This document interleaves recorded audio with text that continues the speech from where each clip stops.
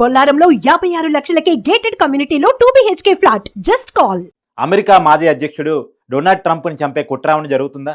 Donald Trump టార్గెట్గా ఎవరైనా ప్రయత్నం చేస్తున్నారా?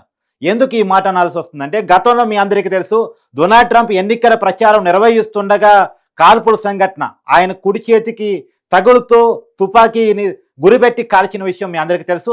తర్వాత అతన్ని సెక్యూరిటీ సిబ్బంది కాల్చి చంపడం కూడా జరిగింది. ఇమ్మీడియట్గా రెస్పాండ్ అయినటువంటి సెక్యూరిటీ సిబ్బంది ఎవరైతే కాల్పుల ఘటనకి పాల్పడ్డాడో ఆ దుండగుని కాల్చి చంపడం జరిగింది. నిన్న కూడా గోల్ పాడుతూ ఎన్నికల ప్రచారం ముగించుకొని గోల్ పాడుతున్నటువంటి డొనాల్డ్ ట్రంప్ను టార్గెట్ చేసుకొని తిరుగుతున్నటువంటి తుపాకీ పట్టుకొని తిరుగుతున్నటువంటి ఒక యువకుని గమనించినటువంటి సీక్రెట్ సర్వీస్ సిబ్బంది అతన్ని వెంబడించే ప్రయత్నం చేశారు. అతను అక్కడికక్కడ తుపాకీని వదిలేసి పారిపోయే ప్రయత్నం చేశాడు. పారిపోయే ప్రయత్నంలో అతను ఒక వెహికల్ కారుని తీసుకొని ఆ కారు ద్వారా చేజింగ్ చేసుకుంటే ముందుకి స్పీడ్గా వెళ్ళే ప్రయత్నం చేశారు. కాల్పులతో ఎగబడ్డటువంటి సీక్రెట్ సర్వీస్ సిబ్బంది ప్రాణాలతో అతన్ని పట్టుకున్నారు. ప్రత్యేకించి అతని ప్రాణాలతోనే పట్టుకోవాలి.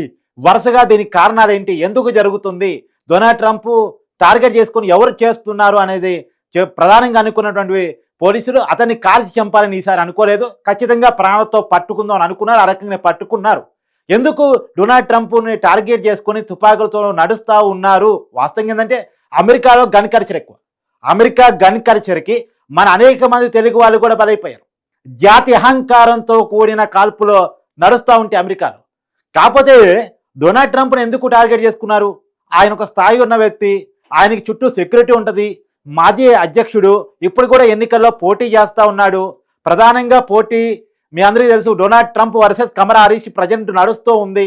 వాస్తవంగా బైడెన్ వర్సెస్ ట్రంప్గా నడిస్తే ట్రంప్కి అవకాశాలు మెండుగా ఉండే. కానీ ఎప్పుడైతే కమలా హారిస్ రంగంలో దిగిందో, ట్రంప్ వర్సెస్ కమలా హారిస్ చాలా పోటాపోటీగా నడుస్తూ ఉంది. సో ఈ పోటాపోటీగా నడుస్తున్న ఎన్నికల వాతావరణంలో జనం మూడుని ట్రంప్ వైపు మార్చేందుకు కోసం ఎవరైనా ప్రయత్నం చేస్తున్నారా, లేదు నిజంగానే ట్రంప్ని అంతమొందించేందుకు ప్రయత్నం చేస్తున్నారా? ఎందుకంటే ట్రంప్ను అంతమొందించేందుకు ప్రయత్నం చేయడం అనేది నాట్ ఎట్ ఆల్ ఈజీ. అంత ఈజీ కాదన్న విషయం నాకు తెలిసి ఈ ప్రయత్నం చేస్తున్న దుండగోళ్ళకు కూడా తెలిసి ఉండాలి. చుట్టూ సెక్యూరిటీ ఉంటారు. ఆల్రెడీ గతంలో ఏదైతే జరిగిందో ఇన్సిడెంట్, ఆ ఇన్సిడెంట్లో ఎవరైతే కాల్పులకు పాల్పడ్డ దుండగులు ఉన్నాడో అతన్ని ఇమ్మీడియట్గా సెక్యూరిటీ సిబ్బంది కాల్చివేయడం జరిగింది. సో ఒక్కసారి వాళ్ళ వైపు నుంచి ప్రాణ కూడా పోయింది అనుకున్న తర్వాత మళ్ళీ అదే ప్రయత్నాన్ని దుండగులు ఎందుకు చేశారు? ఈ దుండగులు వెనకాల ఉన్నది ఎవరు? ఏ ప్రయత్నం మేరకు వీళ్ళు చేస్తూ ఉన్నారు? వీళ్ళ ఉద్దేశం ఏంటి అనేది కూడా తెలవాల్సి ఉంది. ఇంకోటి కూడా, మామూలుగా ఈ ప్రయత్నం చేసే దుండగులకి ఒక విషయం క్లారిటీ ఉండుంటుంది. ఎందుకంటే ఆల్రెడీ ట్రంప్ మీద ఒకసారి హత్యాయత్నం జరిగిన తర్వాత ట్రంప్కున్న భద్రత పెరిగింది. సీక్రెట్గా కూడా చాలా ఏజెన్సీలు పనిచేస్తున్నాయి ట్రంప్ కోసం. అది కాకుండా ట్రంప్కి చుట్టూ ఉన్నటువంటి వ్యక్తిగత సిబ్బంది కానీ, లేదు తన పార్టీ అభిమానులు అనుచరులు కానీ వాళ్ళు పెద్ద ఎత్తున ఉంటారు. కాబట్టి వీళ్ళంతా ఉండగా ట్రంప్ని టార్గెట్ చేయడం అంత ఈజీనా? నిజానికి అంత ఈజీ కాదు. కానీ ఎందుకు ట్రంప్ని టార్గెట్ చేస్తున్నారు? దీని వెనకాల ఉన్న మతలబ్ ఏంటి, కుట్ర ఏంటి, ఏ ఉద్దేశంతో? ఇప్పుడు ట్రంప్ వర్సెస్ కమలా హారిస్ ప్రతిష్టాత్మకంగా నడుస్తుంది, టగ్ ఆఫ్ వార్గా నడుస్తుంది. జరిగిన దాని మీద ఇద్దరు స్పందించారు. ట్రంప్ స్పందించారు, నన్నెవరూ ఆపలేరు, ఈ కుట్రని నేను ఛేదిస్తాను అంటూ ఆయన స్పందించారు. తర్వాత కమలా హారిస్ కూడా స్పందించారు. ప్రజాస్వామ్యంలో, అమెరికా ప్రజాస్వామ్యంలో హింసకు తావులేదు, ఈ విషయాన్ని బైడెన్ దృష్టికి కూడా తీసుకెళ్లాను, ప్రజెంట్ అమెరికా అధ్యక్షుడు వీళ్ళని కఠినంగా శిక్షించాలనే విషయాన్ని బైడెన్ దృష్టికి కూడా తీసుకెళ్లాను అని చెప్పేసి కూడా కమలా హారిస్ తాను కూడా ఎక్స్లో పోస్ట్ చేయడం జరిగింది.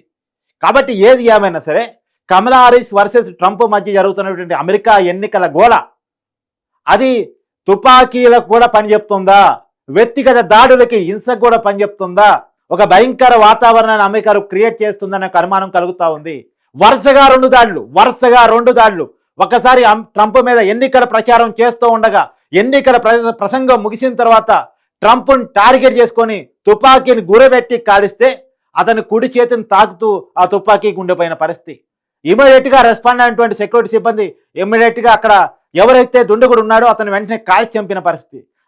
మరొకసారి అతన్ని టార్గెట్ చేసుకొని ఆ గోల్ పాడుతున్నటువంటి ట్రంప్ని టార్గెట్ చేసుకొని అటు ఇటు సంచరిస్తున్నటువంటి ఆ యువకుని గమనించినటువంటి సెక్యూరిటీ సిబ్బంది అతన్ని వెంబడించడం జరిగింది. దాన్ని తెలుసుకున్నటువంటి అతను అక్కడి నుంచి పరారయ్యే పనిచేశాడు. వెహికల్ని తీసుకొని చేజ్ చేస్తూ స్పీడ్గా ముందుకెళ్లే ప్రయత్నం చేశాడు. ఆ తుపాకీని అక్కడే వదిలేశాడు. ఆ తుపాకీని ఇప్పటికే సెక్యూరిటీ సిబ్బంది స్వాధీనం చేసుకున్నారు. AK-47 పోలే తుపాకీలు మనకు కనపడతా ఉంది. AK-47 అంటే ఒకేసారి కాలుస్తే వరుసగా బుల్లెట్లు వస్తూ ఉంటాయి. అలాంటి తుపాకీగా తెలుస్తూ ఉంది. మరి ఆ తుపాకీతో ట్రంప్ని టార్గెట్ చేయాలనుకుంటే తన ప్రాణానికి హాని ఉన్న విషయం అది కూడా తెలియదా అనేది కూడా చాలామంది ప్రశ్నిస్తూ ఉన్నారు. మరెందుకు ట్రంప్ని టార్గెట్ చేసుకునే ఇది నడుస్తూ ఉంది. నిజానికి అమెరికా అధ్యక్ష ఎన్నికల వేళ జాతి అహంకార హత్యలు పెట్టరేగిపోవటం అంటే సహజంగా ఏంటంటే అమెరికాలో జరిగే దాడులకు సహజమైన కారణం జాతి అహంకారం దురహంకారం లేపేటువంటి విషయాలు హింసే ప్రధానం అని చెప్పేసి ఎప్పుడు మనం వింటూ ఉంటాం. చాలా సహజంగా కూడా అమెరికాలో ఒకళ్ళ మీద ఒకళ్ళ జరిగే దాడులకి మెయిన్ కారణం ఇదే ఉంటుంది. మన తెలుగు వాళ్ళ మీద, ఇండియన్స్ మీద, చైనీస్ మీద, ఏషియన్ కంట్రీస్ వాళ్ళ మీద చాలాసార్లు చాలా దాడులు జరిగాయి. దాని వెనకాల ఉన్న కారణాలు ఇవి కాకుండా దోపిడీలు దొంగతనాల కోసం జరిగే వేరే. కానీ ట్రంప్ టార్గెట్ చేసుకున్న వాళ్ళు దానికి కారణం దోపిడీ దొంగతనం అని మనం అనుకోలేం. ఖచ్చితంగా ఏదో లోపల కుట్ర కోణంతోనే ట్రంప్ మీద దాడి చేస్తారు. కాబట్టి ఆ కుట్ర కోణం ఏంటి, దాని వెనకాల ఉన్నది ఎవరు నడిపిస్తున్నారు, ఎందుకు ట్రంప్ని టార్గెట్ చేసుకొని చేస్తూ ఉన్నారు అనేది తెలియాల్సి ఉంది. ఎందుకంటే చేసే వాళ్ళకు కూడా తెలుసు ట్రంప్ మీద తుపాకులు కాల్చడం, ట్రంప్ని ఎక్కువ పెట్టడం అనేది అంత ఈజీ కాదు. ఆ పని చేస్తే తమ ప్రాణాలకే హాని ఉంటుందన్న విషయం తెలుసు. అమెరికా పోలీస్ అనేది చాలా స్ట్రిక్ట్గా ఉంటుంది. ఇమీడియట్లీ కార్పులు జరిపేసి కాల్చి పడేస్తుందని తెలుసు. అమెరికా మాజీ అధ్యక్షుడు ట్రంప్ అతను సెక్యూరిటీ లెవెల్స్ కూడా చాలా పెద్ద ఎత్తున ఉంటాయి. ప్రత్యేకించి మొన్న దాడి జరిగిన తర్వాత ఇంకా పెరిగాయి అనేది కూడా తెలుసు.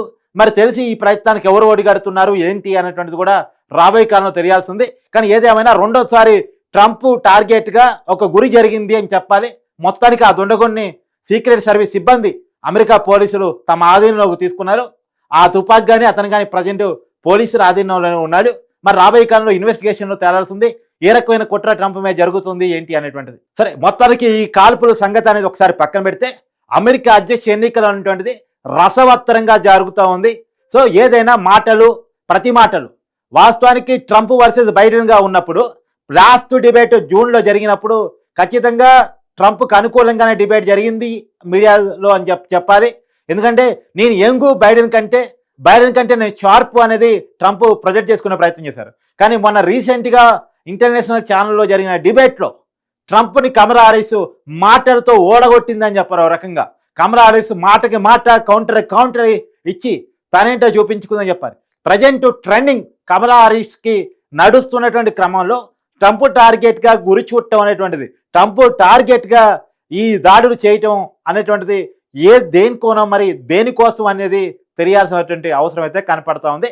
ప్రస్తుతం అయితే అమెరికా అధ్యక్ష ఎన్నికలు చాలా రసవత్తరంగా జరుగుతున్నాయి అని చెప్పక తప్పదు.